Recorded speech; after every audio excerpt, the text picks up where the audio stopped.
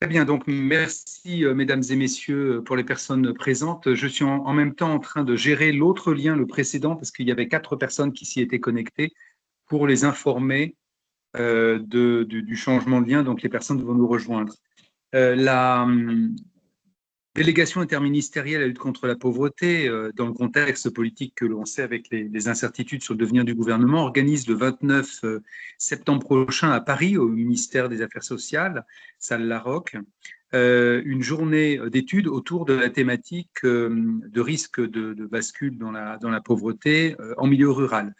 Elle a à cet égard demandé à ce qu'il puisse y avoir des ateliers en région préparatoires à cette journée, de façon à ce que les constats et les propositions dont nous pourrons échanger aujourd'hui puissent lui remonter en amont.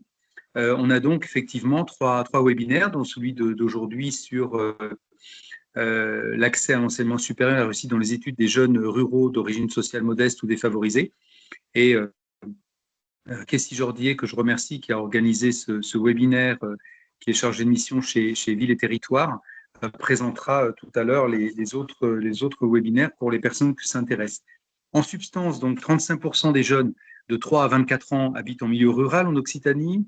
À 18 ans, un jeune rural sur 5 quitte son territoire pour venir s'installer en ville, principalement pour suivre des études supérieures. Ceux qui restent en milieu rural s'orientent plutôt vers des études courtes ou vers l'apprentissage. À 20 ans, 60% des jeunes ruraux sont déjà sortis du système scolaire, contre 30% des jeunes urbains. 11% des jeunes ruraux de 16 à 24 ans poursuivent leurs études en apprentissage, soit 4 points de plus que les jeunes urbains.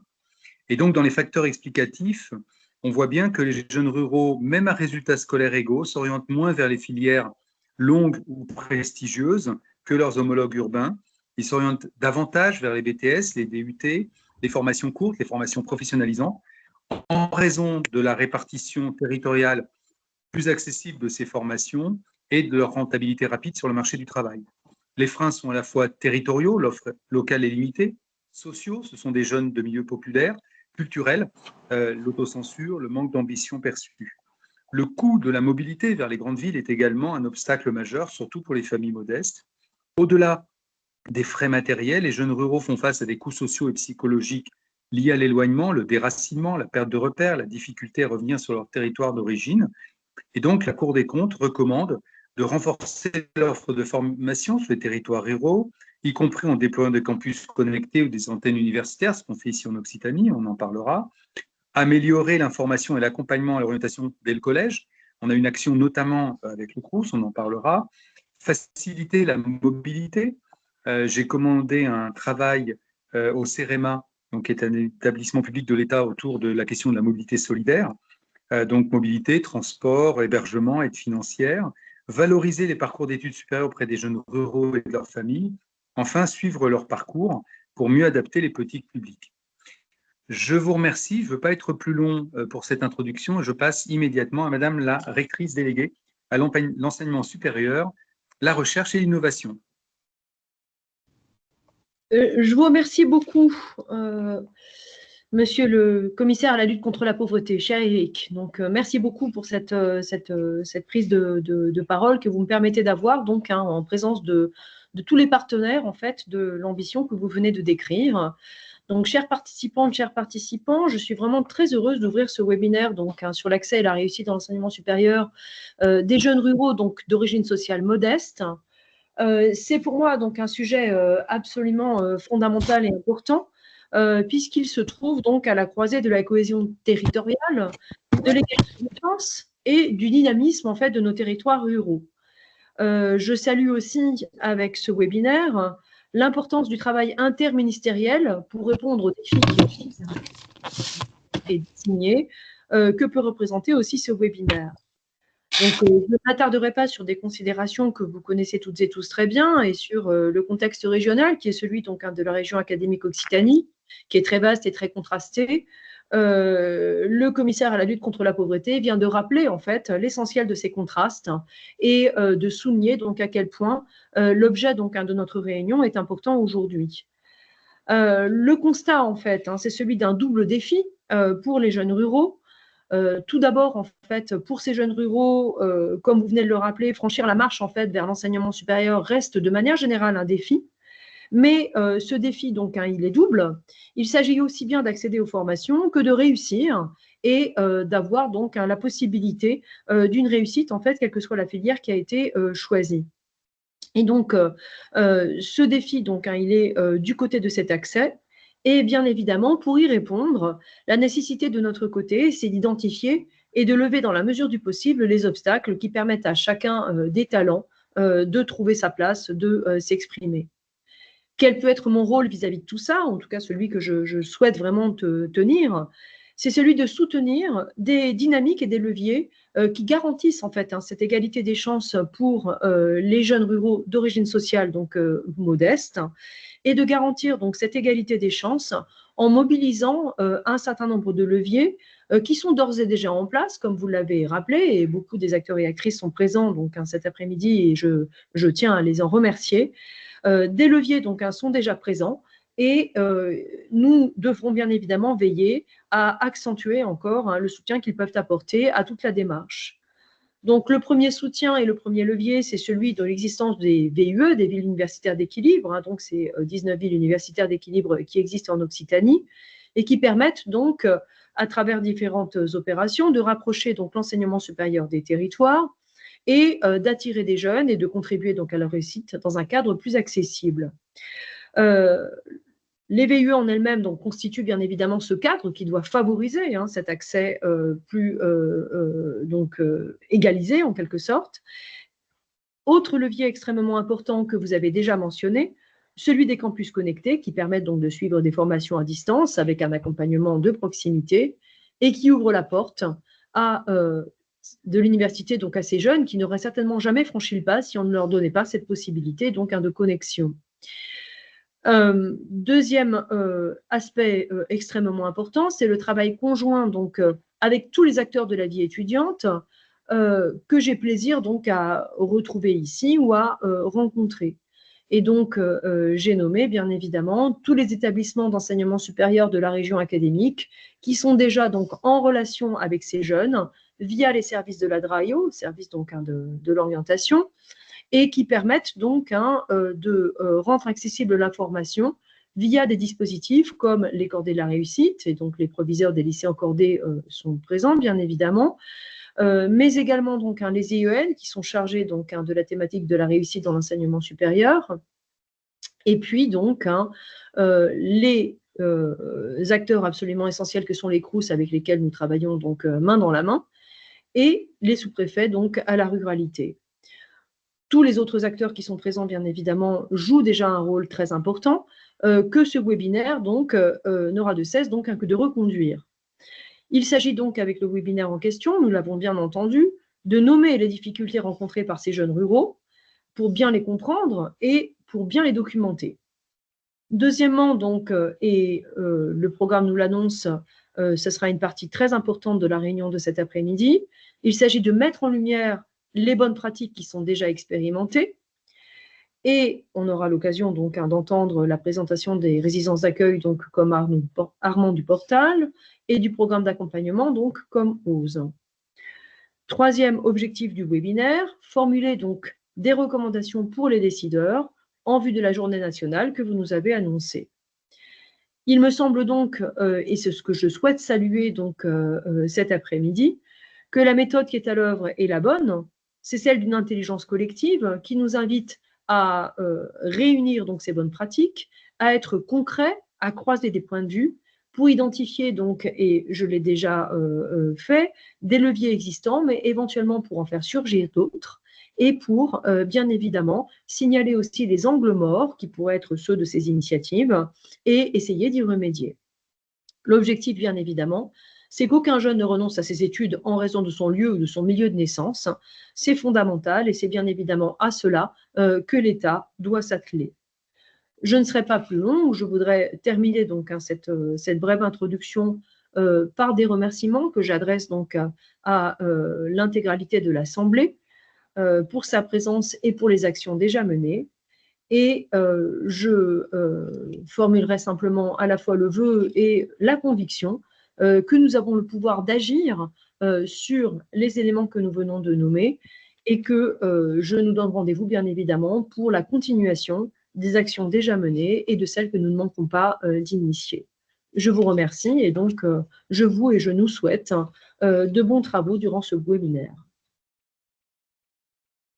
Merci beaucoup, Monsieur Pélisson, Madame Dominguez-Guillaume. Pour poursuivre les éléments qui ont déjà été annoncés par Monsieur Pélisson, effectivement, cette journée s'inscrit dans le cadre de la journée nationale sur les enjeux de précarité et de pauvreté. Il est encore possible de s'inscrire à cette journée. Je vous mets le formulaire pour ceux qui sont intéressés dans le chat. Vous avez jusqu'au 17 septembre pour vous inscrire. Je profite également de l'occasion pour souligner la tenue de la conférence régionale, cette fois-ci du Pacte des Solidarités, le 29 octobre prochain à l'Université Paul Valéry à Montpellier, qui sera sur la thématique des risques de bascule dans la pauvreté des familles monoparentales. Au cours de cette journée, plusieurs ateliers thématiques auront lieu, dont notamment un sur les enjeux croisés de la monoparentalité en milieu rural, spécifique aux milieux ruraux. Voilà. Donc, on va tout de suite lancer la première séquence de ce webinaire qui porte sur un temps d'échange sur les difficultés que rencontrent les jeunes ruraux pour accéder à l'enseignement supérieur et réussir leurs études. L'idée étant de vous laisser la parole et je vais vous afficher un petit document que je complète au fur et à mesure. Pour faciliter l'échange de la parole, je vous invite à lever la main et je prendrai en note tous ces éléments, à savoir que tout ce qui ressortira de ce webinaire fera l'objet d'une synthèse qui vous sera communiquée. Voilà.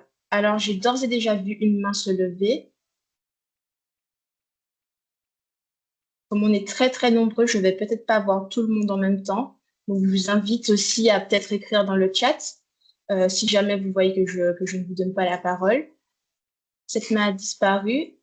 Vous avez la possibilité, effectivement, comme je le disais, de répondre à cette question. Quelles difficultés rencontrent les jeunes ruraux pour accéder à l'enseignement supérieur et réussir leurs études? Alors, Claire et Stéphane de Calade, je vous en prie. Oui, bonjour à tout le monde. Nous sommes situés à Sommières. Nous intervenons dans le cadre d'un centre social. Et on pourra dire comme l'un des premiers freins que l'on voit, c'est tout simplement la mobilité. Il est extrêmement difficile de se rendre dans les lieux où se trouvent les centres d'enseignement supérieur. Il n'y a pas d'offre de formation supérieure sur notre territoire, hormis un BTS qui vient juste de se créer cette année-là, grâce à un lycée qui s'est installé il y a 2-3 ans à Sommières. Mais pour l'avoir pratiqué avec l'un de nos alternants, un jeune en apprentissage chez nous, il devait partir de son village en trottinette pour rejoindre le bus à Sommières, qui ensuite l'amenait jusqu'à Lunel, lui permettant de prendre le train et ensuite le train de Lunel l'amener à Montpellier, où il devait ensuite prendre un tramway pour se rendre sur son lieu de formation, ce qui impliquait aussi 3 abonnements différents à prendre en charge pour le déplacement et surtout une sérieuse volonté de réussir pour, pendant 2 années, faire ce trajet tous les jours, qu'il vente, qu'il pleuve ou qu'il neige, mais ça c'est plus rare.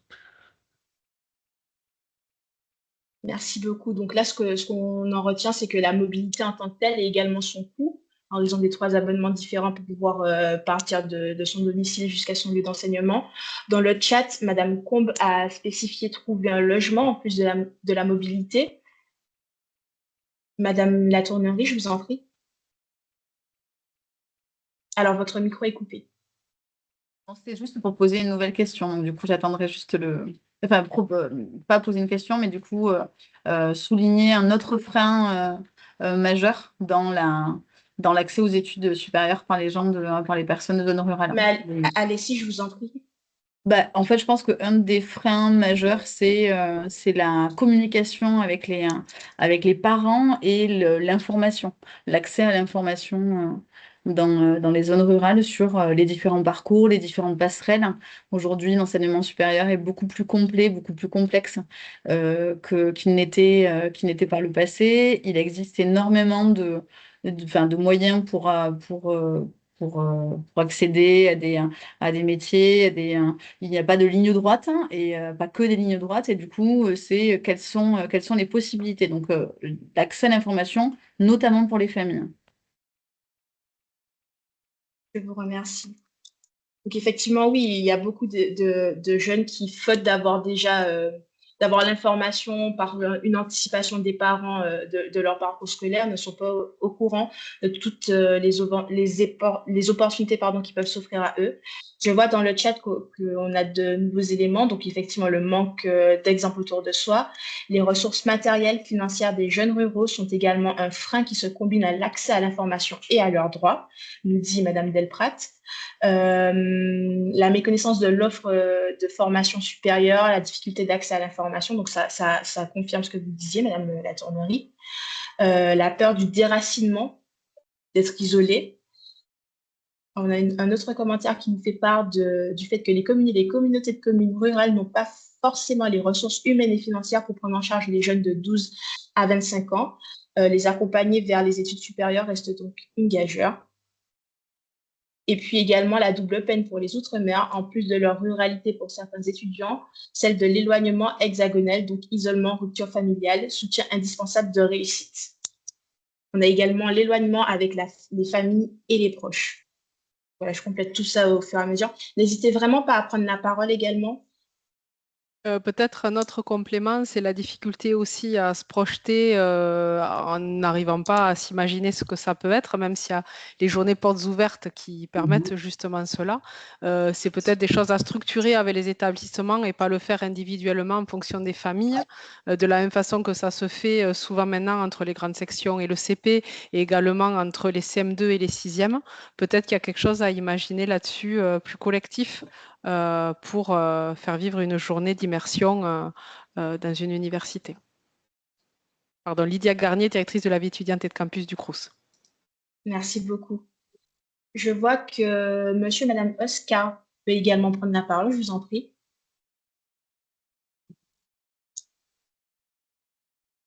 Votre micro est coupé. Oui, bonjour, Christelle Oscar, donc au niveau de la DSDEN du Lot. Donc, c'était pour amener aussi un élément complémentaire aussi sur les déterminismes un peu sociaux qu'il peut y avoir. Et ce qu'on remarque, nous, au niveau de l'éducation nationale, c'est aussi beaucoup les familles. C'est-à-dire qu'on cherche effectivement la proximité, mais aussi à rentrer assez vite dans la vie active. Il n'y a pas beaucoup d'ambition, en fait. On essaie de lutter contre ça pour aller parfois plus loin. Donc là, on vient de passer, par exemple, cette année, heureusement, les 64% qui vont en seconde générale. L'année dernière, on était encore à 58%. Vous voyez, pour aller en seconde générale, la plupart allant dans des lycées professionnels avec comme perspective d'études très courtes pour rentrer dans la vie active rapidement. Et ça, c'est une lutte un peu au quotidien pour faire entendre à la fois aux familles, aux jeunes, que voilà, que ce n'est pas forcément un frein économique ou de mobilité, mais ce n'est pas toujours simple. Voilà. Merci beaucoup pour ce complément, Madame Oscar. Madame de la Draillot de Toulouse. Bonjour. Alors, je vais inviter les autres personnes connectées à couper leur micro pour éviter ces effets d'écho, s'il vous plaît. Vous m'entendez?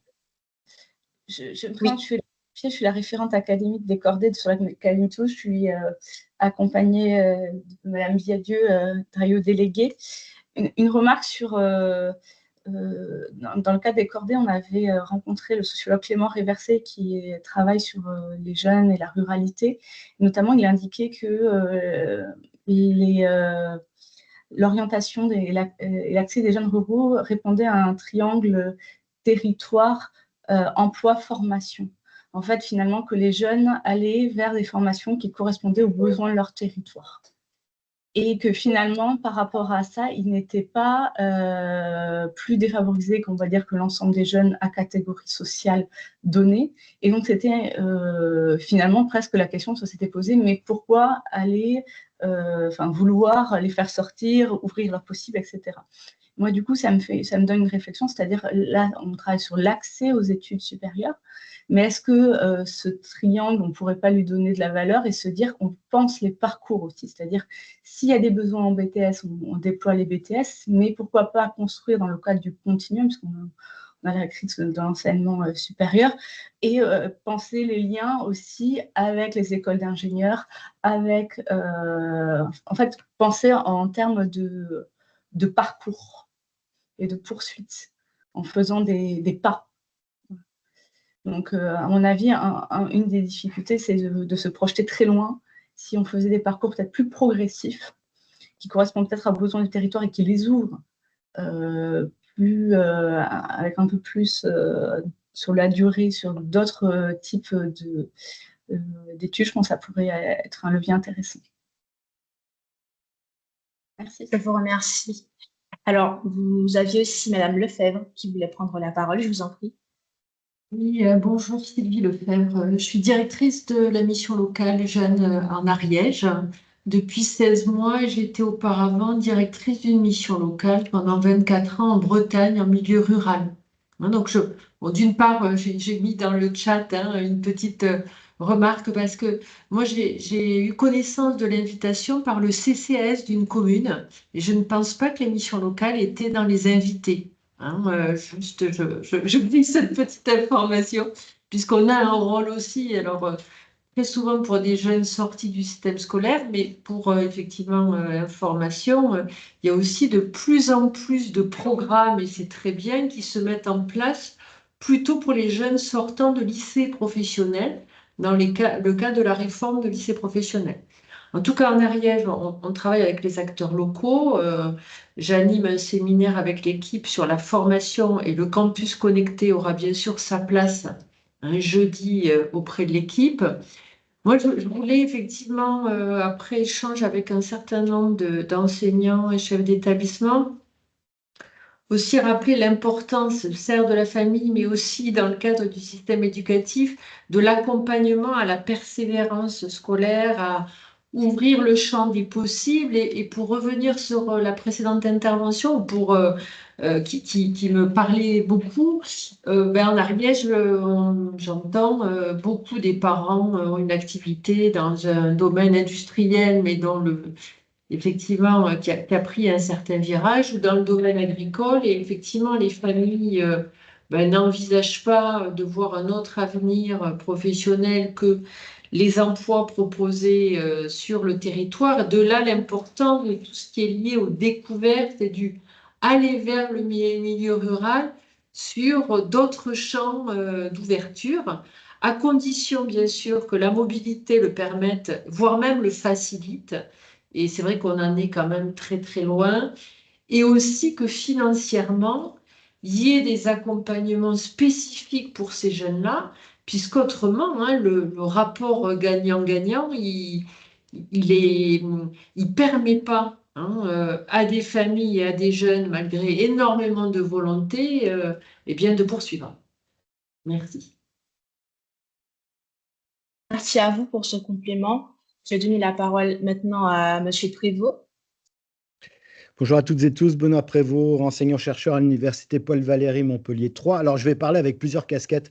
D'abord, en tant que directeur de l'antenne de l'Université Paul Valéry à Béziers, donc dans une ville universitaire d'équilibre, et aussi parce que on a été tête de cordée de la réussite pendant 2 ans sur Béziers avant de laisser la main à un lycée pro. Et je parlerai aussi avec la casquette de chercheur qui a accompagné pendant plusieurs années dans le Limouxin une expérimentation de start-up au lycée principal de Limoux et qui visait à la fois à interroger les jeunes sur leur rapport au territoire et à leur permettre, pour celles et ceux qui remportaient chaque année l'édition de la start-up, d'aller découvrir justement l'enseignement supérieur essentiellement à Toulouse.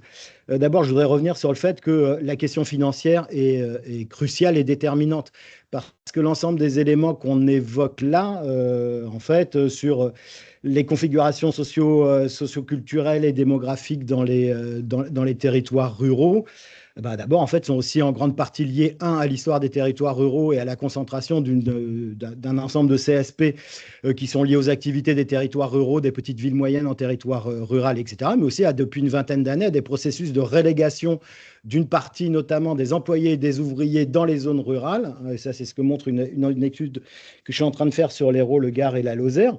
Et on se retrouve donc du coup dans les zones rurales avec les parties de la population qui, de toute façon, que ce soit en ville ou en zone rurale, n'envoient pas ou peu leurs enfants faire des études. Donc il faudrait faire attention à ne pas avoir en fait un biais trop important dans l'analyse des phénomènes territoriaux et purement ruraux. Par exemple, la question de l'information des étudiants, des futurs étudiants a été soulevée. Ben, moi, je veux dire, à Béziers, les étudiants du Biterrois ne savent pas qu'il y a un centre universitaire à Béziers. Donc, on retrouve la même problématique dans les grandes villes et dans les zones périphériques des grandes villes, qui est une problématique, elle aussi financière, et de moyens attribués dans l'éducation nationale au CIO et à avoir suffisamment de personnel pour informer les jeunes. Donc ça, ce sont quand même des phénomènes sur lesquels il ne faudrait pas qu'il y ait un biais ruralité trop fort. Et c'est pour ça que l'intervention de Madame Aladraio me parlait, moi, en tout cas, très directement, d'autant plus qu'il doit y avoir une interrogation sur le fait d'envoyer ses enfants faire des études à la ville. D'abord, ça coûte cher. Deux, les études payent-elles? Et ça, c'est un véritable questionnement à avoir. À quoi ça sert d'envoyer ses enfants faire des formations qui sont, on le sait, de plus en plus difficiles à suivre, très coûteuses et pour lesquelles l'enseignement supérieur a de moins en moins de moyens pour rendre des services qui permettrait en fait d'accompagner l'ensemble des étudiants vers la réussite. Donc je pense que là, il y a toute une série de problèmes qui renvoient à l'enjeu fondamental, d'après moi, qui a été soulevé, qui est de savoir quel type de formation développer dans les territoires ruraux pour correspondre effectivement aux besoins en emploi de ces territoires. Et je dis territoires ruraux, mais d'un peu tous les territoires. C'est ce qu'on fait aussi à Béziers, où on a un fort travail qui s'inscrit dans la stratégie régionale d'enseignement supérieur et d'innovation et de recherche, puisqu'on a des schémas locaux qui sont pensés, dans lesquels les interactions avec les milieux professionnels locaux et l'ensemble des acteurs du tissu économique sont importants pour développer des formations qui permettent aux étudiants à la fois de suivre des formations généralistes pour ensuite potentiellement aller dans les métropoles pour suivre des masters, etc., mais aussi offrir sur le territoire des formations courtes, professionnalisantes, sur lesquelles il y a des véritables débouchés, et je dirais entre guillemets, qui permettent pour les étudiants de se projeter dans des études qui payent, c'est-à-dire pour lesquelles, derrière, il y a une possibilité réelle, concrète d'emploi. Et ça, je pense que c'est important et qu'il faut redonner toute leur lettre de noblesse aussi à ces formations je dirais de courte durée, oui et non, puisqu'en même temps, les DUT sont passés à des BUT à 3 ans. Donc, on est rapidement aussi sur des formations qui durent au moins 3 ans. Voilà. Merci beaucoup pour cet éclairage, cette mise en perspective des propos qui ont été abordés plus tôt, Monsieur Prévost. Je vois que Monsieur Suzanne lève la main également. Je vais vous laisser la parole. Bonjour, chers collègues. Je suis sous-préfet de ruralité en Hérault depuis plusieurs années maintenant. Et je voulais intervenir, je reprends évidemment ce qui a été dit pour la plupart, sur 3 axes. Le premier, c'est que la ruralité devient, alors qu'il n'a pas toujours été, un lieu de relégation. Donc les Bastilles sont dans les têtes et j'observe quand même des blocages, le fameux « c'est pas pour nous », que l'on retrouve effectivement dans les grandes villes, dans une certaine catégorie de la population, mais particulièrement en ce moment en ruralité, où une relégation sociale intervient. Ce dont nous parlons est un épigone de la crise du logement majeur en France que nous retrouvons partout. Elle existe en ruralité et je dois dire que j'ai eu beaucoup de mal à en convaincre des acteurs politiques, qu'ils soient élus locaux comme à des niveaux supérieurs. Il n'y a pas une reconnaissance comme quoi la France, y compris en particulier dans des lieux détendus et donc en majorité rurale, se trouve en situation de difficulté de logement. C'est quand même pas anodin pour des jeunes alternants ou étudiants qui doivent avoir affaire au logement de leurs parents. Je ne parle évidemment pas des situations de foyer monoparental où là, la situation sociale financière est très dégradée, où il y a besoin impérativement de se loger. Donc, encore une fois, notre question, elle est en partie liée à la crise du logement qui touche tous les secteurs, détendus ou pas. Une troisième chose sur laquelle je voulais intervenir, c'est que les lieux de stage sont rarement installés en ruralité. Et je fais le pendant avec ce que l'expérience allemande qui nous a été donnée de voir sur la manière de loger les étudiants en médecine dans ce pays, dont la France va bientôt s'inspirer par la venue de stagiaires en fin de 4e année, je crois, ou en fin de cursus, ça m'échappe, les fameux juniors docteurs. Va se poser la problématique de les installer, de leur trouver un endroit pour exercer, mais au-dessus de tout, la possibilité qu'ils disposent d'un logement. pas forcément gratuits, mais à des prix défiant toute concurrence. C'est un impensé en ruralité. Les élus ont peu de moyens pour le faire, j'en conviens, mais la DETR, je l'ai fait dans certains territoires en Gironde, ici il y a le collègue de Gironde, je le salue, parce qu'on a réussi à le faire avec des maires valeureux qui arrivaient à reconstruire pour du logement communal des lieux spécifiquement destinés aux alternants et aux jeunes travailleurs. Mais on pourrait très bien penser aussi pour des stagiaires. Je ne dis pas qu'il y a pléthore et qu'on pourrait le faire pour tout le monde. Et de la part des élus, c'est un impensé. Je suis désolé de le dire comme je le pense, mais c'est la vérité. Et quand ils le pensent, j'insiste pour dire que l'État est derrière eux pour rénover du patrimoine communal qui peut servir à loger des stagiaires. Mais faire venir des stagiaires qui viennent de la ruralité pour qu'ils retournent en ruralité, pas trop éloignés de leur lieu de travail, est un impensé. Ça n'est pas conceptualisé, ça n'est pas conscientisé.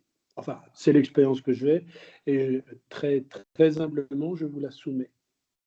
La toute dernière chose que je voudrais dire en marge de ces trois sujets, c'est que je ne sais pas comment on pourrait regarder par exemple à ce qui se fait à l'étranger dans des territoires qui sont plus ramassés, mais qui ont aussi des ruralités importantes. Je pense à la Suisse, qui a des difficultés de communication, où on arrive avec un niveau de vie bien supérieur au nôtre, évidemment. Mais je pense un peu mieux à redistribuer la population des stagiaires étudiants. En les réinjectant au plus près de la ruralité, j'identifie la communauté de communes en France comme le meilleur garant d'une capacité d'accueil. Voilà, la commune me paraissant beaucoup trop petite, bien souvent, pour intervenir, beaucoup trop démunie, et indépendamment de la personnalité du maire ou de la maire, intellectuellement sous-dimensionnée pour penser ces sujets-là. Je pense que ces sujets-là sont de nature communautaire. En toute forme de conclusion, je m'étonne dans le département dans lequel je suis que nous n'ayons pas engagé plus de campus connectés. Dans ma précédente affectation, j'étais en Gironde, à Langon, il y avait un campus connecté, dont moi-même je n'avais pas trouvé complètement la pertinence. Quand j'ai vu que ça ne se faisait pas ailleurs, j'ai compris la pertinence du sujet. Voilà ce que je voulais vous dire, chers collègues, de mon expérience de sous-préfet ruralité. Très inquiet pour sa ruralité, dans sa dimension logement en particulier, avec un État qui a du mal à réorienter des crédits de financement pour le logement, mais on le sait, dans un État qui est ce qu'il est, l'État au sens large d'ailleurs, des bailleurs publics et privés qui ne viennent pas en ruralité, ce qui objectivement ne simplifie pas la donne quand il s'agit de construire du logement par leurs parents. Mais je m'éloigne un tout petit peu de la situation. Merci. Merci beaucoup, Monsieur Suzanne. Je vois que Monsieur Pélisson lève la main. Je vais vous laisser la parole désormais. Oui, ça va tenir en peu de phrases.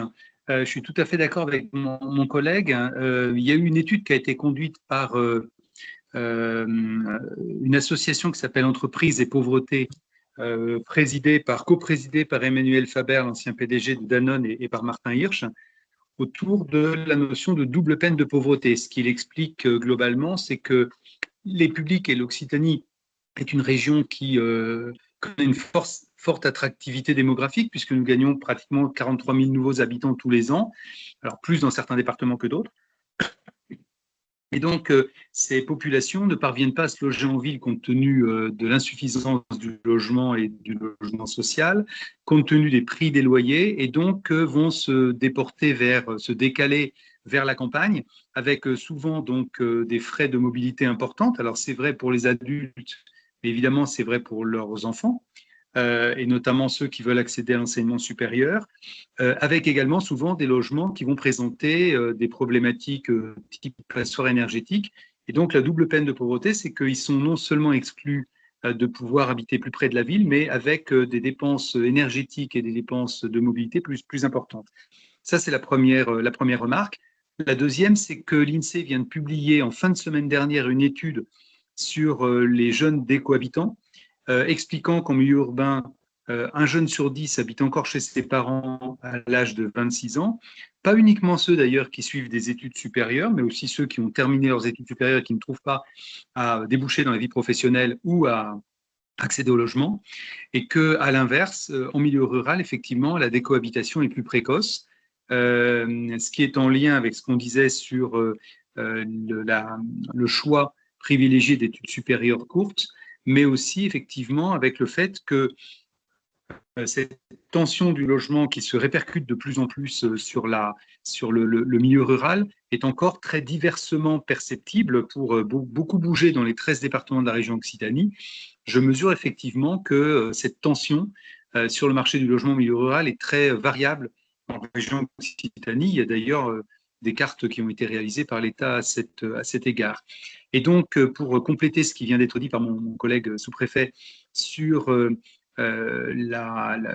l'accueil d'étudiants, d'alternants, de jeunes en stage complètement insuffisante au milieu rural, on a la même problématique effectivement pour d'autres publics comme les saisonniers et donc une sorte d'impensé politique en effet. Voilà, je ne veux pas être plus long et on va continuer notre tour de table.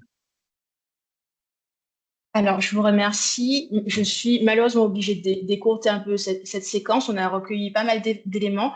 Ce que je vous invite, c'est à continuer à nous écrire des éléments dans le chat.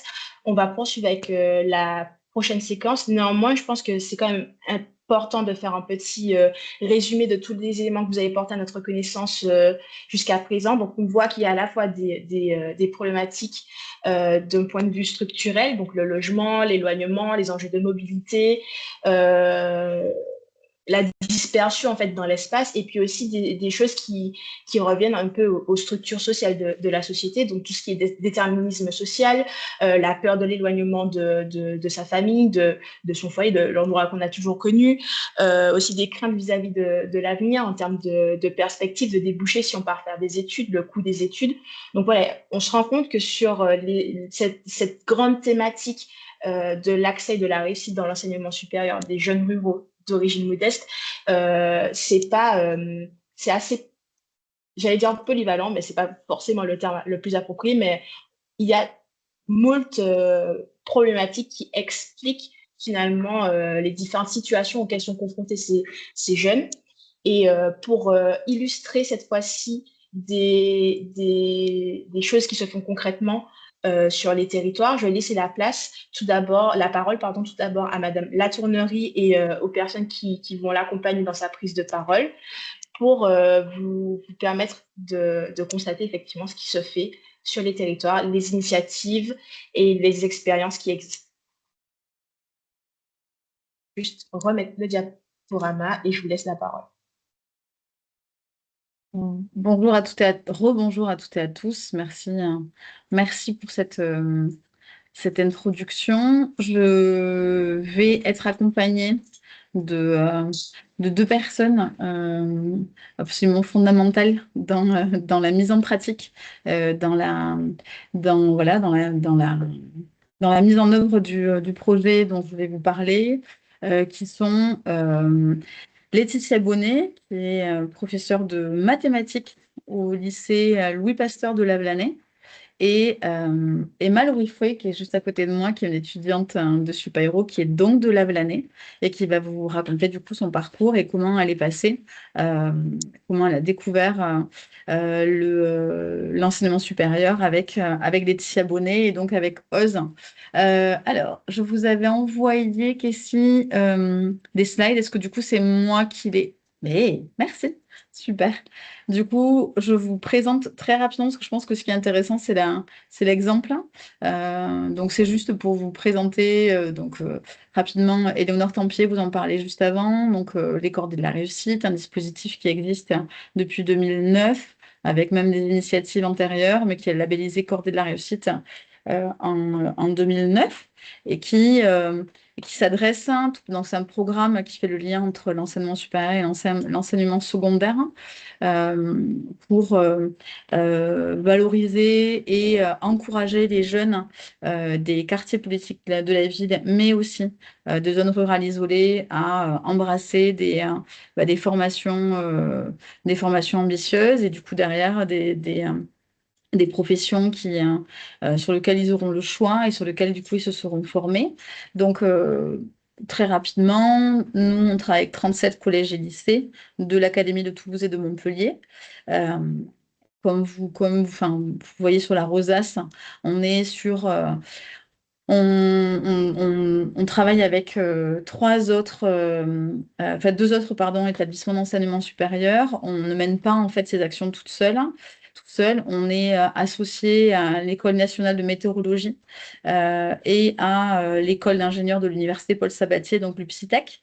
Et donc, les étudiants de Supaéro, les étudiants de l'UPSITEC et les étudiants de l'ENM montent conjointement des projets qu'ils vont derrière réaliser avec les enseignants dans les collèges et les lycées partenaires auprès des élèves de la 4e à la terminale, avec un focus tout particulier sur l'égalité filles-garçons et sur l'ambition, la découverte des études scientifiques et techniques pour les jeunes filles.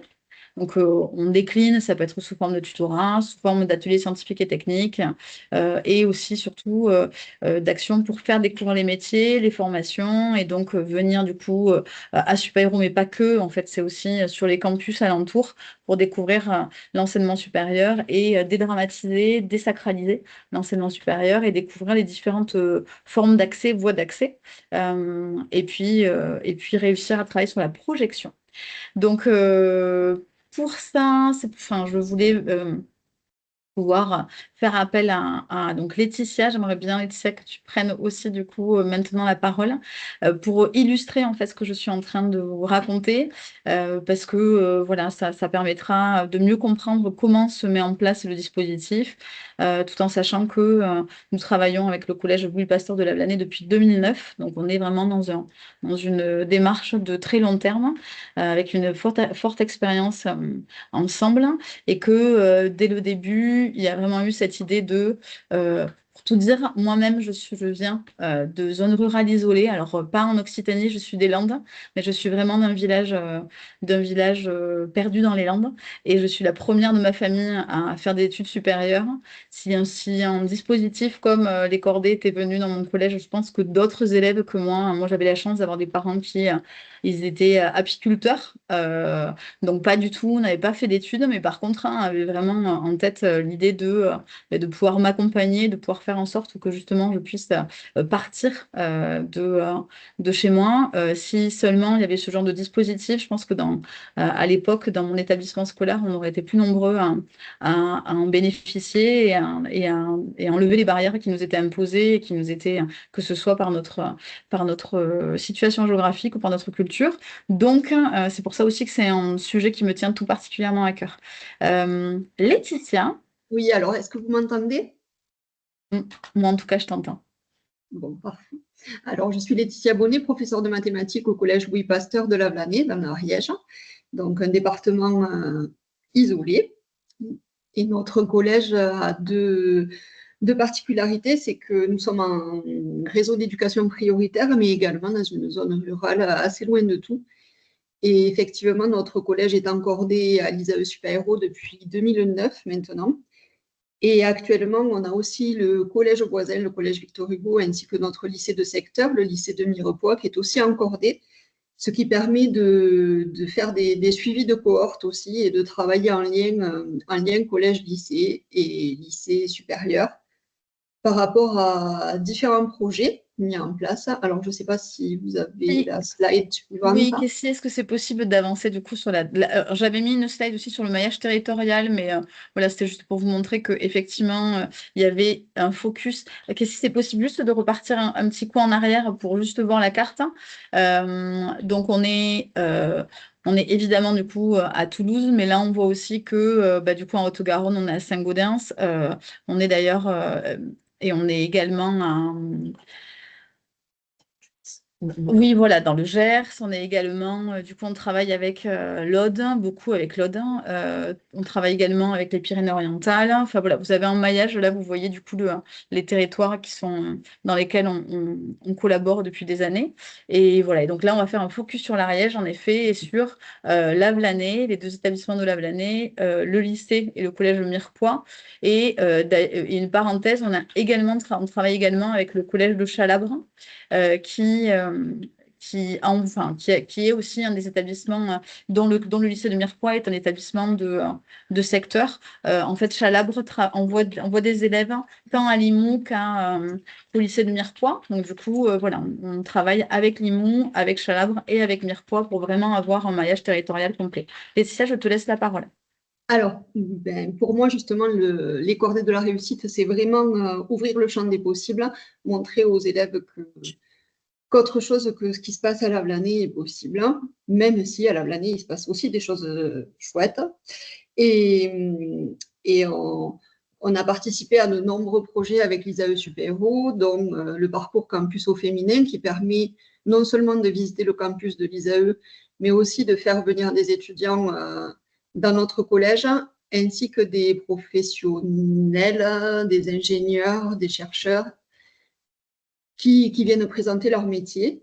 Le campus au féminin, comme son nom l'indique, c'est surtout pour les filles, mais il y a d'autres projets comme Poster, où également on arrive à rencontrer des personnes qui ont des parcours professionnels assez intéressants. Et là, ça concerne et les garçons et les filles. Ensuite, on a beaucoup travaillé avec des missions spatiales, comme Mars, avec la mission InSight. Lorsque l'instrument CIS a été envoyé sur Mars, on a travaillé sur des dispositifs pédagogiques à mettre en place en classe, et on a assisté à l'amortissage d'InSight. Ensuite, on a travaillé avec la station MDRS. Chaque année, certains étudiants de l'ISAE Super-Héros vont dans le désert de l'Utah, dans la station MDRS, pour faire comme s'ils étaient sur Mars. Et on a mis en place différentes expériences scientifiques qui sont faites et dans notre collège et dans le collège voisin, et aussi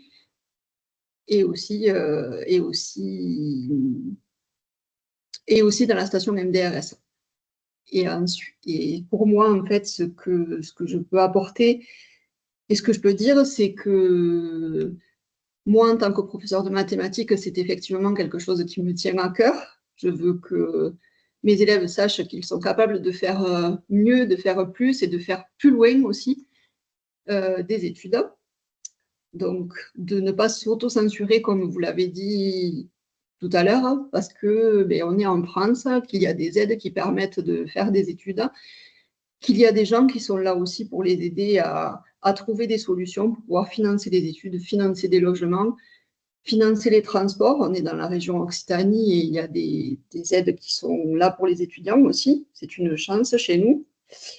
Et ensuite, c'est aussi l'occasion de faire de belles rencontres inspirantes, tant au niveau des ingénieurs, des chercheurs, mais aussi au moment des entretiens de l'excellence, par exemple. Nos élèves ont l'occasion de rencontrer des tas d'étudiants et de professionnels issus de filières d'excellence de la région.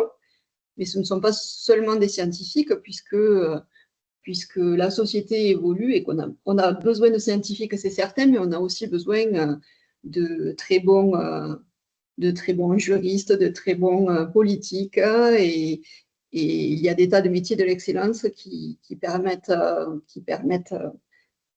d'aller plus loin dans la recherche et d'aller plus loin dans les métiers. Et certains métiers sont très peu connus par nos élèves, et ça leur permet de rencontrer des personnes qui peuvent leur expliquer quels sont leurs parcours, à quoi sert leur métier aussi. C'est très important. Voilà. Et je ne sais plus ce que j'allais dire. Peut-être, Laetitia, tu peux aussi parler du coup de l'implication des enseignants dans ton établissement, mais surtout du coup avec les collègues, de l'importance en fait du travail en réseau entre établissements scolaires. C'est ça. Donc, comme je vous l'ai dit tout à l'heure, le collège voisin ainsi que le lycée de secteur est aussi encordé à l'ISAE Super-Héros.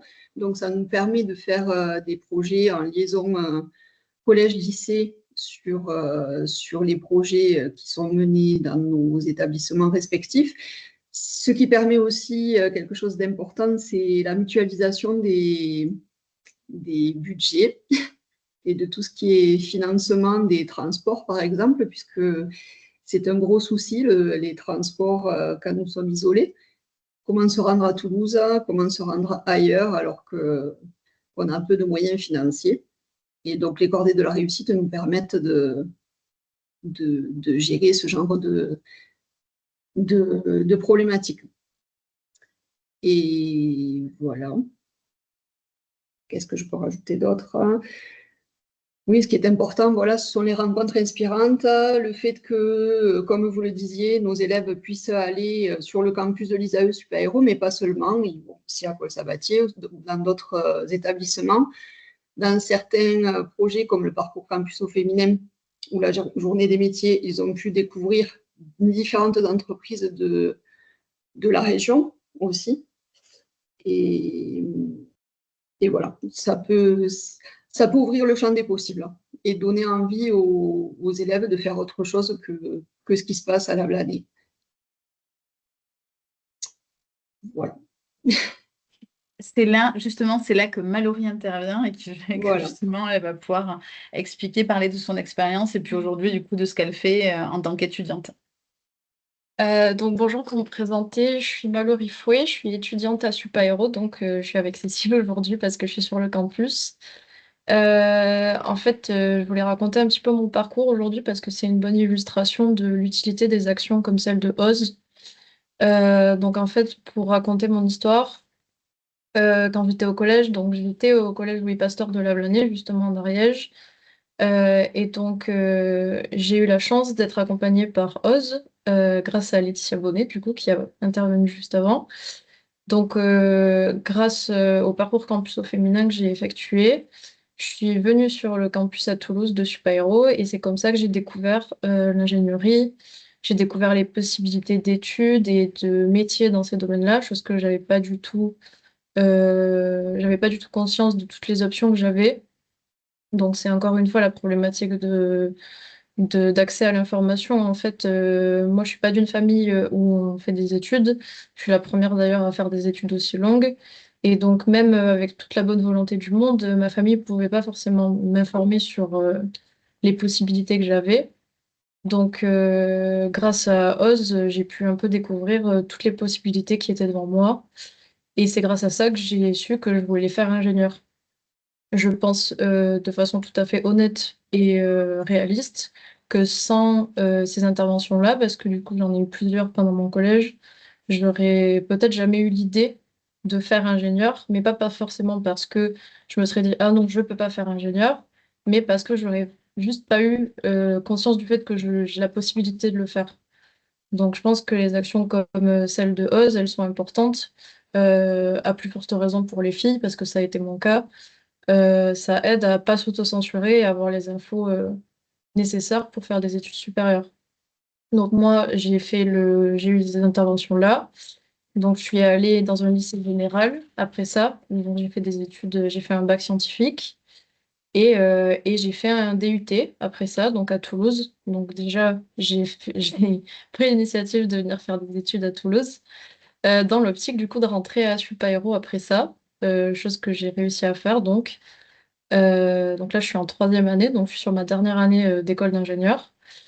Et aujourd'hui, si je suis arrivée là, c'est que à un moment de ma vie, on m'a donné les bonnes informations.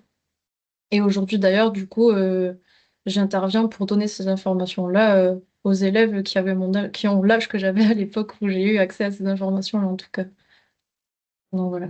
Et du coup, Mallory est sur le parcours de formation ingénieur par alternance, en fait, par apprentissage.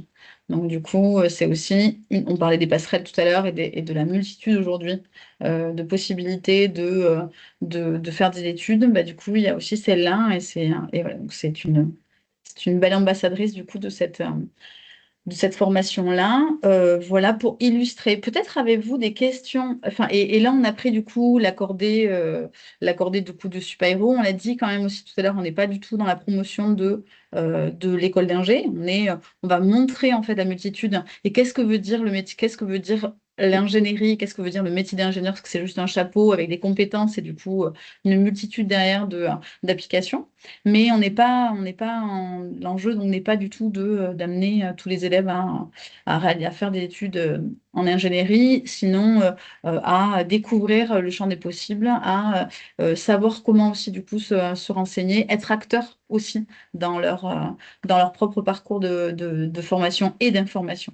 Donc là, on a parlé du coup de OSE, mais nous sommes de nombreux établissements d'enseignement supérieur sur le territoire. Et donc, le maillage est quand même déjà très important. C'est-à-dire qu'il existe déjà beaucoup de collèges et de lycées qui ont des dispositifs comme les nôtres. Donc, voilà, je voulais quand même le préciser. Et je voulais préciser aussi qu'il est important d'avoir des ambassadrices comme Mallory qui, du coup, quand elles viennent dans nos établissements, disent d'où elles viennent et ça ressemble vraiment au parcours de nos élèves ou au possible parcours de nos élèves. Ça les rassure de savoir qu'elles ont été dans les mêmes établissements ou dans le même lycée, dans le même collège que. Donc, je sais que mes élèves adorent quand Mallory vient dans mon collège. C'était le cas aussi, pareil, je voudrais citer une association des territoires aux grandes écoles qui quand même aussi est assez exemplaire par rapport à ça, où d'anciens lycéens, d'anciens collégiens et lycéens d'établissements, notamment de zones rurales, vont présenter leur parcours, vont présenter leur métier, leur formation et le font de manière conjointe pour justement aussi montrer du coup une multitude, la diversité des métiers. Et donc ce maillage territorial existe quasiment dans tous les départements de France et est très implanté dans la région Occitanie. On travaille beaucoup avec eux. Un beau réseau de jeunes qui sont comme Mallory, qui ont à cœur de pouvoir échanger avec leurs pairs et se constituer en modèle ou en exemple en tout cas. C'est effectivement un travail de longue haleine, comme le disait quelqu'un tout à l'heure, mais ça fonctionne. Merci beaucoup pour ces retours et ce témoignage, Mallory. Il y a monsieur ou madame de l'INP de Toulouse qui lève la main depuis tout à l'heure. Vous avez peut-être une question? Non, j'ai un autre exemple. Bonjour, Dominique Poquillon, président de Toulouse INP. Je suis là avec mon vice-président vie universitaire. Donc, c'est par rapport aux interventions précédentes, plusieurs remarques. D'abord, effectivement, c'est un travail de longue haleine. Il est extrêmement difficile de chiffrer le retour. Effectivement, l'investissement qu'on met. Alors, on est aussi dans des cordées de la réussite depuis des années. Sur 5 collèges, 4 lycées, on a accompagné plus de 300 jeunes. Il y a aussi une action Women in Set qui est très comparable à ce qui est fait à l'ISAE OSE. Et ça me semble très important, ces idées d'immersion pour donner des exemples. 200 collégiennes qui participent. Mais derrière, il y a l'engagement des étudiants parce que le meilleur ambassadeur de tous ces dispositifs, ce sont nos étudiants. Donc, pour nos élèves qui sont dans la prépa intégrée, donc Bac+1, Bac+2, bien évidemment, on les encourage à revenir vers leur lycée. Ils sont bien plus crédibles. C'est plus difficile de faire la passerelle à partir du moment où on est dans des étudiants en école d'ingénieur qui sont à Bac+3. Ils sont déjà plus loin de la population de leur lycée. Là, on est depuis, et là, travail de longue haleine, depuis 2011, on est engagé dans ViaSup et on disait comment faire le lien avec des étudiants qui ont des bacs techno ou des bacs professionnels pour leur donner des opportunités aussi dans le supérieur, dans des métiers scientifiques, un travail qu'on fait aussi avec l'INSA. Et là, on peut regretter, on continue à s'engager, mais l'État n'a pas continué à s'engager là-dessus. D'autres dispositifs, mais qui sont plus ensemble vers le sup et qui s'adressent à des techniciens, Accorda et un G+. Donc, si on fait le bilan, ça fait plusieurs centaines de jeunes qui on a accompagnés, qu'on suit, dont on arrive à voir aussi l'effet bénéfique, mais ça repose sur le volontariat et l'engagement étudiant qui est là. Effectivement, les jeunes ruraux parleront mieux aux jeunes ruraux, les jeunes de quartiers défavorisés parleront mieux aux jeunes de quartiers défavorisés. On peut le regretter, mais ça marche comme ça aussi, et c'est un problème de motivation. Mais encore faut-il des moyens. Et on vient de parler de transport, de faire venir des gens. Ben voilà, tout est compliqué et tout se complique depuis quelque temps parce qu'on n'a pas non plus la ressource de mettre des bus ou de faire des choses à disposition. Et il y a un endroit dont on n'a pas parlé, qui me semble très important, c'est InfoSup.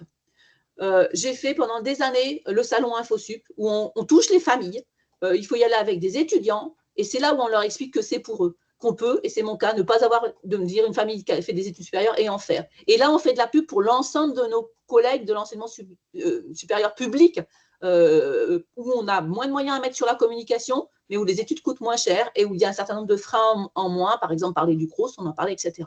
Donc je pense que c'est quand même important de dire aussi InfoSup est un outil pour favoriser cette démythification pour les jeunes ruraux d'aller vers la ville. Et vous n'en avez pas parlé, je le regrette, et c'est pour ça que je me permettais de revenir là-dessus.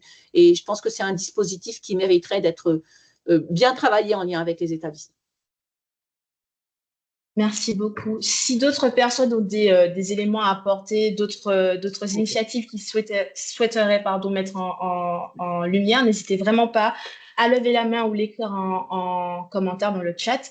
On a une question, enfin, tout d'abord, pour rester chronologiquement, un commentaire de Madame Karna Zola, qui est coordinatrice de Campus Connecté depuis 5 ans. Ses constats étant les suivants. Mise en avant nécessaire des formations à distance, recherche non intuitive sur Parcoursup de cette typologie de formation, la nécessité de développer les examens à distance au sein des campus connectés pour lutter contre les problématiques financières et les problématiques de mobilité. On a une question qui a été posée un peu plus tard sur le dispositif OSE de super-héros. Des jeunes ont-ils intégré des classes préparatoires suite à ce dispositif et cela a-t-il été quantifié? Madame la Tournerie. Alors, oui, des jeunes ont intégré, d'ailleurs, il se trouve qu'à côté de moi, il y a aussi une prof de physique-chimie du lycée des Arènes qui a justement des élèves de chez elle qui ont intégré les prépas. Oui, c'est le cas chaque année. En fait, chaque année, des élèves de terminale vont intégrer des prépas, que ce soit des prépas intégrés ou des prépas ou des CPGE. Sur la quantification, ça a été dit tout à l'heure, en fait, une des difficultés et un sujet sur lequel on travaille, on essaie chaque année du coup de travailler toujours un peu mieux, c'est la question du suivi de cohorte et de réussir à avoir des données quantifier des données. En fait, comme on est sur les jeunes et sur des données sensibles, hein, et pour le coup, en fait, c'est pas nous qui collectons. On n'a pas la possibilité, on n'a pas le droit, et qui collectons du coup les informations. Ce sont souvent les professeurs. Après, les étudiants, parce que les étudiants gardent aussi du coup des contacts très privilégiés avec les élèves qu'ils auront suivis lors des ateliers ou lors du tutorat mis en place. Donc, c'est eux après derrière qui vont nous informer de un tel est parti à tel endroit, un tel, il y en a d'ailleurs plusieurs après, ça a été le cas par exemple justement tout à l'heure l'INP du coup prenait la parole, des élèves qui avaient été encordés, qu'on avait suivis, qui derrière sont rentrés du coup dans les prépas intégrés et qui eux-mêmes se constituaient en tuteurs dans les écoles dans lesquelles ils étaient. Donc du coup, mais par contre de là à dire le pourcentage, à vous donner un pourcentage là aujourd'hui, du coup ça je ne pourrais pas vous le dire et j'ai pas les moyens de. Ce qui est certain, c'est qu'on voit par exemple dans les résultats, on voit, ça a été le cas par exemple au lycée à Cité scolaire d'Artagnan de Nogaro, du coup dans le Gers, où les élèves par exemple de Bac Pro avec qui on travaille depuis des années, le nombre croissant d'élèves de filières professionnelles qui sont partis sur des études supérieures. Donc ça, du coup, ça, c'est des choses qui, par contre, sont très identifiables et très faciles à suivre. Mais voilà, je ne sais pas si j'ai répondu du coup à la question, et on suit 1200 jeunes à peu près par an. Donc, du coup, voilà, le nombre de jeunes suivis est très important et on adorerait, du coup avoir une vue très fine après de leur parcours après dans l'enseignement supérieur, mais ça effectivement il appartient après du coup aux jeunes de nous faire remonter. C'est difficile une fois qu'ils sont entrés après dans les études supérieures de pouvoir les suivre au cas par cas, mais on s'y attache. Merci beaucoup pour votre réponse. Je vois que M. Pélisson souhaite prendre la parole, je vous en prie. Merci. Oui, pour réagir par rapport à ce qui vient d'être dit, quand j'étais directeur de la formation de l'ENA, donc je gérais à la fois la formation initiale des élèves issus du concours, la formation continue, les formations diplômantes, etc. On avait administré un sondage auprès de 10 promotions d'élèves parce qu'on a le droit de le faire. On peut le confier à une université, par exemple, qui offre évidemment toutes les garanties de respect de méthodologie, mais on peut le faire. Et on les avait interrogés sur l'origine sociale des élèves. Alors, non seulement l'origine sociale des parents, l'origine sociale des grands-parents, et sur l'origine professionnelle en début de carrière et en fin de carrière, de façon à être en mesure d'apprécier les trajectoires familiales, intragénérationnelles et intergénérationnelles. Et il était apparu effectivement qu'on avait une prévalence très importante de jeunes de milieu rural d'origine modeste.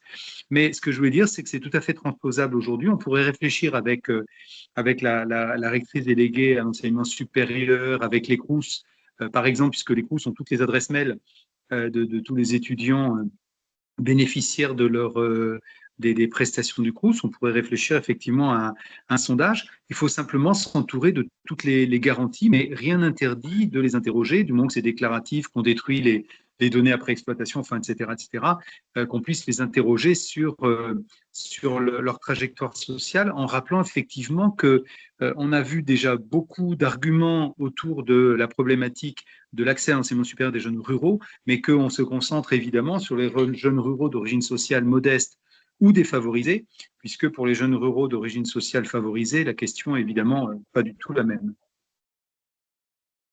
Merci beaucoup. On va prendre je vais accorder la parole à Madame Roussier-Michon et ensuite on va passer à la seconde présentation. Je vous en prie.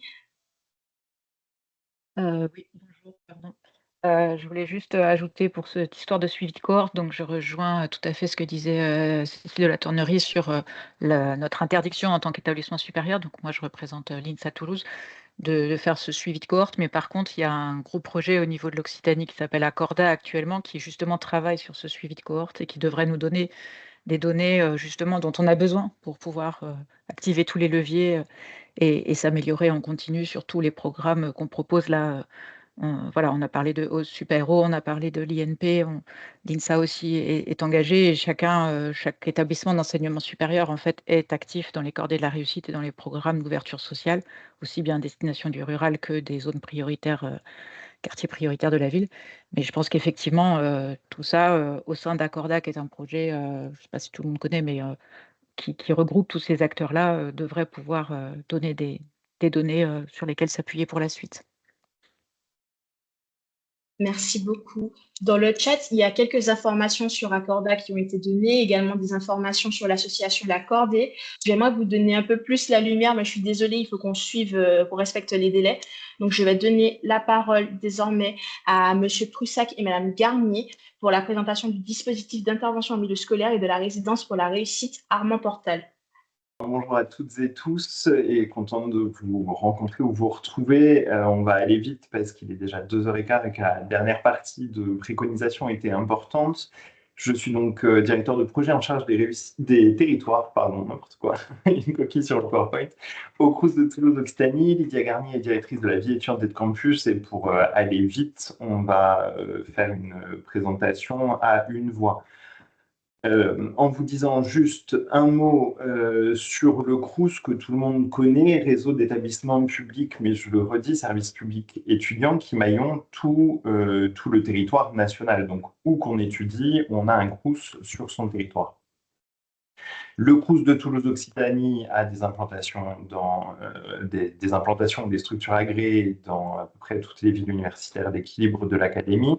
Nos missions sont plurielles, 140 millions d'euros de bourses par an, 11 000 logements à tarif étudiant, 15 000 entretiens avec le service social sur une année universitaire, 48 points de restauration. Je ne détaille pas, mais on est là complètement au cœur des questions qui se posent sur la question du maillage du territoire, de l'implantation de l'enseignement sup et des services de vie étudiante, mais aussi et surtout, et c'est ce qui nous a amené, et on vous remercie pour cette invitation à témoigner, et pour le soutien dans le cadre du pacte des solidarités. On bénéficie du soutien du commissaire régional sur 2 projets plus 1, sur un projet global qui prend 3 facettes, je ne sais jamais bien comment le dire. On va aujourd'hui se centrer sur le second, c'est-à-dire vous présenter rapidement la résidence pour les réussites Armand du Portal, mais on a aussi tout un dispositif d'intervention par des ambassadeurs étudiants en lycée pour informer sur les dispositifs de vie étudiante, pour apporter notre brique à cette mobilisation collective indispensable, comme on l'a évoqué jusqu'alors.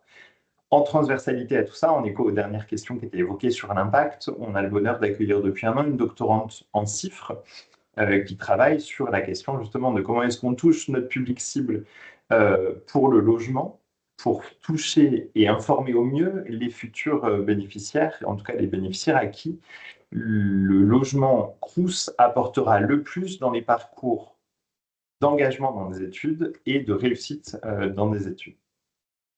Je vais aller très vite, vous me dites si c'est trop sommaire. Aller très vite pour dire un mot de la résidence Armand du Portal. C'est une résidence très agréable qui est en hypercentre de Toulouse. Elle est juste derrière le campus de l'Université Toulouse-Capitole, à côté de Compense. On a 161 logements, dont 149 logements de 16 mètres carrés pour un loyer de 353 € par mois, 12 logements PMR de 30 mètres carrés. On est sur une résidence qui a été réhabilitée en 2021. Voilà, c'est vraiment une résidence très chouette, avec des espaces communs. Ce que vous voyez en bas, le marbre était là, c'est l'ancienne inspection d'académie qui a été transformée, le marbre de la salle de coworking, mais on le retrouve aussi dans l'escalier. Voilà, donc là, c'est la salle de coworking que vous voyez au milieu. On a aussi une salle de réunion, une salle de musique, tout ce qu'il faut pour des études réussies. Ce n'est pas une résidence comme une autre, c'est une résidence pour les réussites avec 3 facettes, en tout cas une spécificité qui est que les étudiants qui y rentrent sur sélection s'engagent à s'inscrire dans un dispositif de tutorat. Donc on a des résidents qui sont plus avancés dans leurs études. Les résidents tutorés sont en première année et ils bénéficient d'un tuteur plus avancé de master qui vit dans la résidence. Donc, il y a des séances individuelles et collectives. Et là, le but du jeu, vraiment, c'est d'accompagner les étudiants dans à la fois leur vie quotidienne, leur prise d'autonomie, la décohabitation, le fait de vivre à Toulouse pour des études. Donc, la dimension territoriale qui était évoquée tout à l'heure, de se dire, on vit dans une métropole, ça peut faire peur. Donc, on a, voilà, la logique de ce tutorat vise à accompagner cette prise d'autonomie, avec aussi un accompagnement en lien avec les établissements sur le volet académique, et puis évidemment tout un sujet au sens très large de tutorat culturel, d'accompagnement autour de plein de choses. Ce tutorat, au-delà du tutorat individuel et du tutorat collectif, on le propose avec des activités très variées au sein de la résidence, à la fois des pratiques artistiques, vous voyez la poterie et peinture sur céramique qui permettent de se rencontrer et de faire des tas de choses ensemble, mais plus largement des temps d'intégration, des ateliers de médiation canine, comme vous pouvez le voir, des soirées jeux, des soirées de tout type pour se rencontrer, et y compris des rencontres avec des professionnels, typiquement magistrats, avocats, sont quelques exemples de personnes qu'on a pu recevoir et rencontrer, puisque la lutte contre l'autocensure et la projection ambitieuse, elle se passe aussi une fois qu'on est dans sa première année d'études. Devenir juriste d'entreprise, même si j'ai rien contre les juristes d'entreprise, c'est pas la même chose que de se dire qu'on ose viser à devenir avocat. Ce programme d'activités variées, il se fait aussi à l'extérieur, dans cette logique de découverte du territoire, d'appropriation de Toulouse et de la métropole toulousaine, mais aussi de sorties culturelles, comme je l'évoquais, à la fois dans les musées, les salles de spectacle, et des rencontres un petit peu diverses et variées avec des professionnels aussi du milieu pour voilà, découvrir un peu le backstage de ces lieux.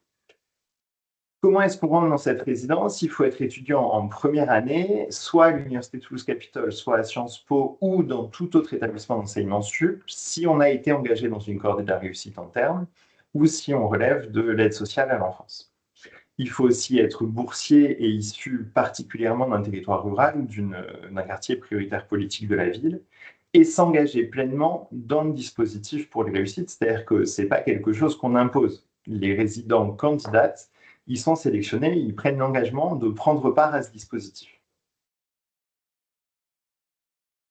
Depuis l'ouverture de ce dispositif, là on rentre, c'est notre 4e rentrée en ce moment. Depuis la rentrée 2022, on a donc plusieurs centaines d'étudiants qui ont bénéficié de ce dispositif. L'année dernière, 63% des 149 résidents engagés dans le dispositif, 63% venaient d'un territoire rural au sens de l'INSEE. Donc on touche notre cible et on la touche de mieux en mieux au fur et à mesure du temps.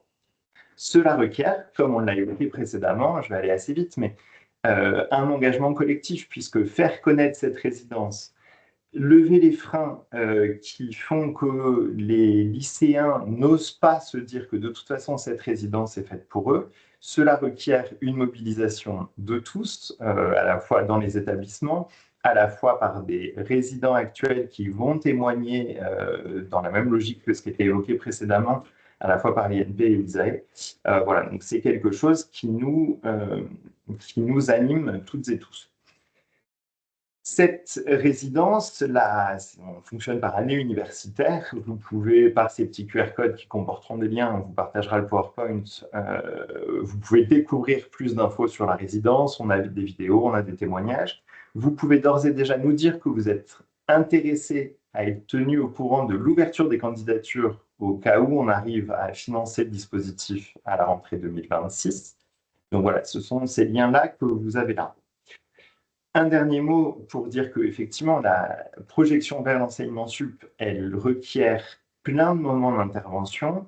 En l'occurrence, juste vous dire un mot d'un dispositif d'intervention d'ambassadeurs en lycée, pour les lycées qui sont là aujourd'hui.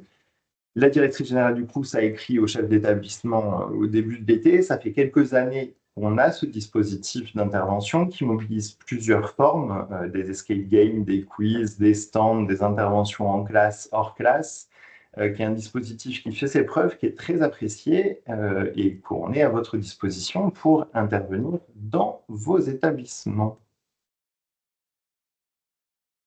Je m'en tiendrai là tout en étant tout à fait disponible avec Lydia pour poursuivre les échanges. Merci beaucoup, Monsieur Poussac. N'hésitez vraiment pas, je vois que certains nous ont quittés. Effectivement, on a débordé un peu sur l'heure et j'en suis désolée, c'est un sujet très intéressant et très riche, notamment au niveau des initiatives existantes. Si vous avez des questions, en particulier sur le dispositif que vient de nous présenter Monsieur Florian Poussac, n'hésitez pas à lever la main ou à écrire dans le chat. Il nous reste encore une dernière étape qui est de pouvoir identifier ensemble des recommandations à formuler à destination des décideurs. Alors, des questions, pas de questions. Vous pourrez toujours les poser dans le chat, comme je disais. Ce que je vous propose, c'est de continuer sur le même modèle que tout à l'heure avec les questions de difficultés problématiques que rencontrent les jeunes d'origine modeste, d'origine sociale modeste en milieu rural. Donc, sur ces recommandations, quelles sont, on en a parlé un peu tout à l'heure, mais l'idée, c'est de pouvoir les reconcentrer. Donc, c'est encore à vous. Je vous laisse la parole. N'hésitez pas à lever la main, à écrire dans le chat. C'est votre moment. Madame Delprat, je vous en prie. Oui, merci, bonjour. Une petite réflexion sur des recommandations possibles. On sait bien que les jeunes issus de familles à revenus modestes, c'est souvent des familles qui ont des profils d'emploi assez précaires, des situations financières qui peuvent changer, s'améliorer à certains moments et se redégrader à d'autres. Et là, on vient de toucher du doigt la prise en compte financière, tout simplement, des familles et des étudiants. La situation qui est prise est souvent 2 ans en arrière et que je pense qu'il y a un vrai problème de temporalité pour qu'un jeune puisse s'engager dans un projet d'études. Si on ne révise pas un petit peu ça et qu'on ne rend pas un peu plus contemporain les données prises en compte, je pense que ça peut être un frein à l'engagement en études supérieures pour les jeunes issus de familles modestes et des territoires ruraux. Tout à fait, c'est une bonne remarque que vous faites, Mme Delprat. Je vous remercie. Monsieur Poussac, vous vouliez reprendre la parole? Oui, peut-être juste pour commenter ce point, la règle prévoit effectivement que les revenus pris en compte pour l'attribution de bourse sont les revenus N-2, c'est-à-dire les derniers pour lesquels, au printemps, une famille peut justifier de revenus. Des évolutions sont envisagées à l'avenir. Je ne vais pas faire de politique publique fiction à cette date. Par contre, il faut que tout le monde ait bien en tête que tout changement de situation peut donner lieu à une prise en compte de la situation la plus à jour. Un décès, un licenciement, le chômage, la retraite, voilà, c'est pas du tout problématique, c'est peut-être pas assez su, c'est pour ça que je me permets de le dire là, mais on prend la situation la plus à jour en cas de changement significatif. Merci Ça reste beaucoup. un parcours du combattant hein, pour les jeunes, pour faire valoir les changements de situation. Hein. Je travaille dans les Hautes-Pyrénées, dans des petites vallées très rurales. Je vous garantis, pour avoir vu la situation de quelques jeunes, c'est un vrai parcours de combattant. Hein. Pour accéder à des services, faire valoir leur situation, il faut vraiment en vouloir. Hein. Merci beaucoup. Et malheureusement, c'est quelque chose qu'on a pu, qui s'identifie sur plusieurs territoires, cette difficulté dans l'accès au droit finalement. Madame Farin, je vous en prie. J'espère que je ne prononce pas trop mal vos noms de famille. Si vous parlez, votre micro est coupé. Il n'y a pas de souci, merci. Non, rapidement, je pense que ça a été dit à demi-mot, les cordées de la réussite, très bien présenté par Cécile Latournerie, que je salue. C'est un dispositif qui fonctionne, porté par les écoles d'ingénieurs du site Toulousain, mais aussi par d'autres écoles, voilà, Sciences Po également, les universités qui déploient maintenant ces dispositifs. Et je pense qu'à un moment donné, il faut aussi un engagement financier de l'État sur ces dispositifs qui fonctionnent. Et ça a été un petit peu évoqué à demi-mot, mais les financements aujourd'hui, notamment la question des déplacements des jeunes des collèges et des lycées, pose souci. Donc, je crois je sais que le rectorat est aussi présent, qui coordonne très très bien ces dispositifs. Et sauf erreur de ma part, les financements consacrés à ces dispositifs sont en baisse. Alors, on connaît les problématiques du budget de l'État, mais à un moment donné, il faudra, il me semble-t-il qu'il faut mettre les moyens et accompagner financièrement les dispositifs qui fonctionnent comme les cordées de la réussite. Tout à fait. Merci beaucoup. Madame Delprat, vous vouliez reprendre la parole ou vous avez oublié de baisser votre main? Non, excusez-moi, j'ai oublié de rebaisser la main. Pas de souci, je vous en prie. Est-ce qu'une autre personne voudrait prendre la parole à l'oral? Sinon, il y a quelques éléments qui sont arrivés dans le chat que je vais vous lire. Donc, faire connaître la solution Campus Connecté très tôt dans le travail sur l'orientation. Donc, ça, c'est une des solutions qui est proposée par Madame Armagnac. Il y a également, excusez-moi, j'essaie de parler en même temps, développer ou pérenniser les projets tels que Accorda sur l'Occitanie Ouest, ou Pompas, je ne sais jamais si on prononce le S, Occitanie Est, et développer les cordées de la réussite qui sont des dispositifs qui fonctionnent. Donc effectivement, ça rejoint ce qui a été dit à l'instant. Donc voilà, s'appuyer sur les dispositifs qui fonctionnent bien, les mettre en valeur, les mettre en exergue et s'assurer de leur pérennité. Monsieur Vincent nous fait part du fait qu'il faut accompagner les collectivités locales dans la prise en charge des jeunes de 12 à 25 ans. L'absence de mesures à destination de ce public est identifiée, mais les moyens et peut-être la volonté politique manquent pour mener des actions concrètes en direction de ce public délaissé qui nous le fait bien sentir. Madame Combe nous dit valoriser les formations à distance, mais surtout motiver les entreprises ou structures à prendre des stagiaires et des apprentis. Ce qui est très important, de nombreuses formations nécessitent ce temps d'immersion professionnelle pour pouvoir compléter les temps théoriques. Sur les campus connectés, à nouveau, ils sont cofinancés par le MESR et les collectivités territoriales. Comment se fait-il que dans les lycées, ce dispositif soit-il si peu évoqué? Donc, si jamais quelqu'un a une réponse à cette question, n'hésitez pas. Et puis, une autre recommandation de Madame Lefebvre, favoriser d'autres solutions de logement moins coûteuses pour les étudiants, développer les campus connectés, renforcer les aides à l'apprentissage. Donc, je vois jusqu'ici, on a beaucoup d'éléments similaires, enfin, d'éléments qui se rejoignent sur le logement des jeunes, sur le financement de cette formation, que ce soit par le biais de bourses, que ce soit par le biais de l'apprentissage, les campus connectés pour pouvoir favoriser différentes formes de poursuite d'études pour ceux qui seraient rebutés par le fait de partir loin du domicile. On a de nouveaux commentaires, donner les moyens au plus tôt pour renforcer les 3 familles de compétences psychosociales des enfants, des jeunes et des familles pour favoriser la confiance en soi et la projection ambitieuse dans le supérieur. Et également, dans nos pratiques pédagogiques et nos transmissions, veiller à avoir la même ambition à faire maths que dans un lycée rural. Alors, j'avouerai que je ne sais pas c'est quoi faire maths, si d'autres personnes savent. Ah, c'est un lycée. Ma collègue m'a dit que c'est un lycée, merci. Le tutorat et le mentorat sont des accompagnements individuels qui marchent bien. Peut-être améliorer la collaboration entre les lycées et les associations d'insertion et d'orientation et effectivement assurer les subventions. Et puis le tout dernier commentaire qu'on a reçu, penser la carte des formations Bac plus 2, plus 3, plus 5 et les relations entre établissements, entre les lycées, les VUE, les métropoles pour que les élèves puissent construire leur parcours d'études supérieures progressivement. Une question, ce webinaire est-il mis en place en amont du 29 septembre à traiter les enjeux liés à la jeunesse? Alors non, il y a d'autres webinaires qui sont mis en place. Excusez-moi, je n'ai pas très bien vu la question. D'autres webinaires sont mis en place pour illustrer ce propos le 16 septembre prochain, mardi prochain. Du coup, un autre webinaire se tiendra que j'aurai le plaisir d'animer également aux côtés de l'ADRAC Occitanie et très certainement de Monsieur Pélisson sur l'accès à la culture des jeunes en milieu rural.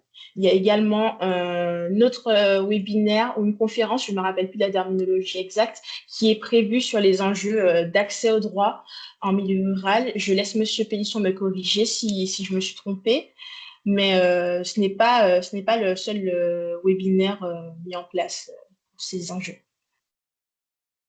Oui, effectivement, chaque commissaire était en charge de mettre en place au moins un webinaire. Nous, on en a donc 4, celui d'aujourd'hui, celui sur l'accès à la culture, celui effectivement organisé par Ressources et Territoires sur l'accès aux droits en milieu rural, et un dernier qui est organisé en partenariat avec l'Université d'Aix-Marseille autour des enjeux du vieillissement.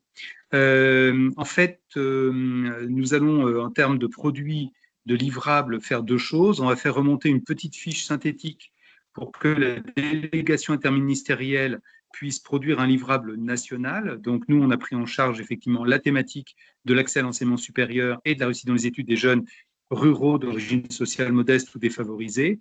Évidemment, le livret qui en sortira sera, lui, beaucoup plus interdisciplinaire puisqu'il abordera tous les aspects du sujet. Par comparaison, si vous allez sur mon compte LinkedIn, vous verrez qu'on a retransmis 2 publications récentes réalisées par la délégation interministérielle, l'une sur le risque de bascule dans la pauvreté des familles monoparentales et le second autour du rôle des entreprises dans la lutte contre la pauvreté aux côtés des travailleurs pauvres. Et donc, de la même façon, d'ici le mois de décembre, on aura un livrable national qui sera produit, mais qui naturellement peut probablement être un peu décalé compte tenu des validations interministérielles qu'on peut imaginer. À l'échelle régionale, moi, je pense qu'on va se nourrir beaucoup de tout ce qui a été produit. Et si ma collègue rectrice en est d'accord, on pourrait très bien imaginer effectivement publier d'ici le mois de décembre également une publication régionale se nourrissant de l'ensemble de ce qu'on a échangé aujourd'hui, mais aussi en collectant encore les fiches de bonnes pratiques que les uns ou les autres ont citées, mais qui ne sont pas toutes remontées en dehors des 2 qui ont été présentées. J'en ai identifié 2 qui sont remontées. Donc, n'hésitez pas. On a un modèle que Kessie Jordier vous a envoyé avec les invitations et qu'elle peut vous renvoyer sur demande qu'on peut mettre dans le chat et qui peut se renseigner. Vous avez sans doute déjà les fiches, donc c'est du copier-coller. Et ça peut nous permettre effectivement de présenter, de faire savoir ce qui se fait, puisque quelque part, mon métier, au fond, c'est de permettre ce que j'appelle le triple décloisonnement, le décloisonnement des territoires. Là, on voit bien effectivement que, s'agissant du milieu du rural, c'est tout à fait pertinent. Le décloisonnement des différentes administrations, parce qu'on voit bien là aussi que chacun a ses compétences, mais qu'on avancera tous ensemble. Et puis le décloisonnement des métiers, de façon à d'éviter que certains pensent que toute la responsabilité leur incombe. En fait, en réalité, on est bien dans une politique publique systémique qui nécessite la mobilisation de tous. Donc voilà pour ce qui est des livrables tels qu'ils sont commandés et tels qu'on peut les imaginer. Et donc avec votre contribution, on pourrait imaginer faire quelque chose à l'échelle régionale. Tout à fait. Je lis un dernier commentaire de Madame Escanez. Dans le cadre du territoire éducatif rural, le territoire des Monts d'Alban et du Villefranchois, dans le 81, a réalisé son premier forum des métiers en zone rurale dans le village où se trouve le collège Alban. Très belle participation des professionnels et des collégiens. Ma collègue Lucie vous a mis dans le chat le lien d'inscription pour le webinaire qui se tiendra la semaine prochaine sur les enjeux de culture en milieu, accès à la culture en milieu rural pour la jeunesse. Et étant donné qu'on est à court de temps, à moins que vous ayez des questions que je vous invite à poser tout de suite, à lever la main tout de suite ou à écrire dans le chat, on va bientôt clôturer cette séance. Et pour appuyer ce que vous disait M. Pélisson, tous les éléments que vous nous avez fait remonter feront l'objet d'une synthèse qui vous sera envoyée le plus rapidement possible. Et n'hésitez pas, pour celles et ceux qui souhaitent nous faire remonter la fiche de bonne pratique, à me l'adresser à moi. Je suis celle qui vous a envoyé les mails avec le lien de connexion. Vous pouvez me l'adresser en répondant à ce mail. Donc voilà, merci beaucoup. Et puis, voilà, on a de nouveaux commentaires. Donc, pour votre information, la Cravate Solidaire, association qui lutte contre les discriminations, accompagne les jeunes diplômés issus des QPV lors de leurs entretiens d'embauche. Je vous remercie beaucoup pour votre attention, pour votre présence et vos interventions. Et Monsieur Pélisson, je vous laisse prendre la parole avant de conclure. Juste en remerciant tout le monde pour sa participation, les intervenants et les personnes qui ont bien voulu suivre ce webinaire et intervenir à l'écrit ou à l'oral. Juste dire que toutes les informations dont il est question figurent sur mon compte LinkedIn, donc mon nom, Éric Pélisson. Aussi bien effectivement les références pour les webinaires que les références pour les journées nationales, la conférence nationale, et on les a mis en lien permanent et on peut les réactualiser régulièrement. Merci encore à tous. Merci beaucoup. Très bon après-midi à toutes et tous.